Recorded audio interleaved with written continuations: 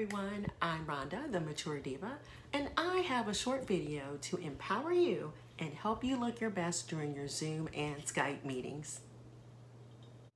Tune in each Tuesday for videos to empower, inspire, challenge, and make us laugh. If you're new here, thanks for stopping by. And if you're a return Mature Diva, you look fabulous. Many of us are using Zoom and Skype to host virtual meetings and distance social events due to COVID-19. If you're not used to these tools, you have no idea how you look on camera. I have 5 quick tips to help you look your best on Zoom and Skype. Tip number 1, make sure your area is nice and tidy. Trust me, people on Zoom and Skype will pay attention to your environment. So don't let their impression of your environment impact their impression of you or your work negatively. Here's an example. Let's say that my camera somehow got turned around or dropped on the floor in the middle of a meeting and you saw a mess in my room.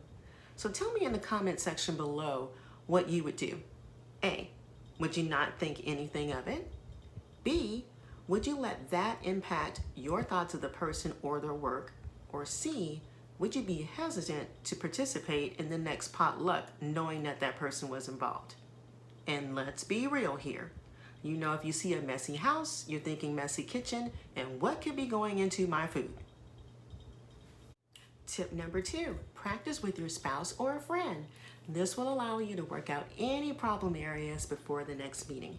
You can get your camera angle right.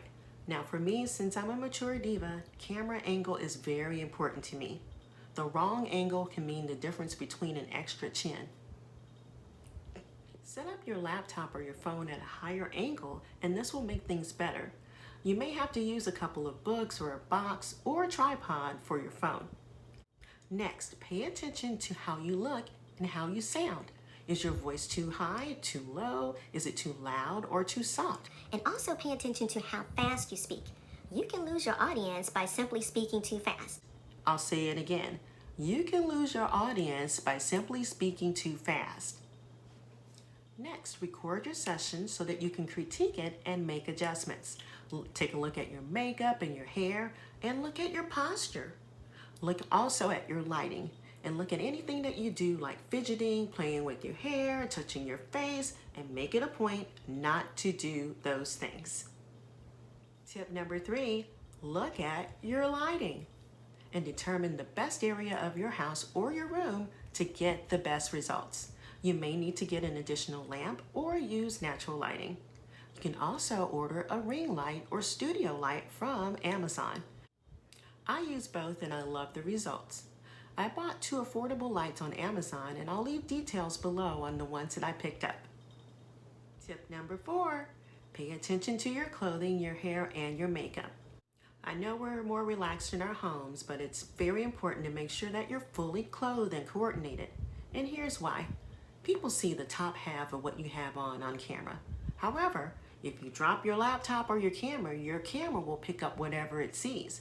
So you may look nice on top, but if you only have on underwear on the bottom part, that's what they're going to see, and that's not good. Remember, when you look good, you feel good, and you exude confidence. Number 5, excuse yourself and walk away from your call and mute if you must walk away. Conference calls on laptops and cell phones are really convenient because we can take our devices with us wherever we go. Here's the problem.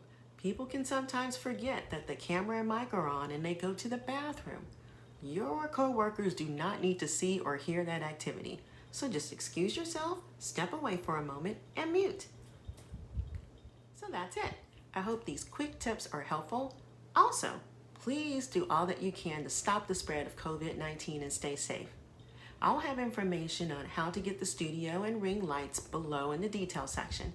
Until next time, be safe and happy, be blessed, and be fabulous.